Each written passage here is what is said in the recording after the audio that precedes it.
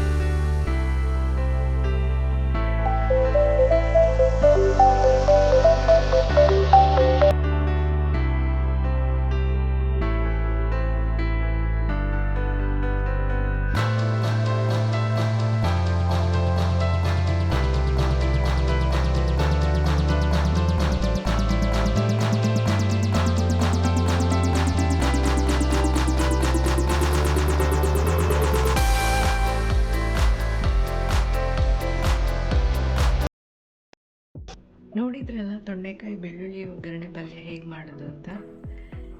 ಹಾಗೆ ಈ ರೆಸಿಪಿ ನಿಮಗೆ ಇಷ್ಟ ಆಗಿದರೆ ಪ್ಲೀಸ್ ಲೈಕ್ ಮಾಡಿ, ಶೇರ್ ಮಾಡಿ ಮತ್ತು ಕಮೆಂಟ್ ಮಾಡಿ. ನೆಕ್ಸ್ಟ್ ವಿಡಿಯೋದಲ್ಲಿ ಒಬ್ಬರು ಸ್ಪೆಷಲ್ ಪರ್ಸನ್ ಜಾಯ್ನ್ ಆಗ್ತಿದ್ದಾರೆ. ಯಾರು ಅಂತ ನೆಕ್ಸ್ಟ್ ವಿಡಿಯೋದಲ್ಲಿ ಇಂಟ್ರೊಡ್ಯೂಸ್ ಮಾಡ್ತೀನಿ. ಅಲ್ಲಿವರೆಗೂ ಟೇಕ್ ಕೇರ್, ಬಾಯ್.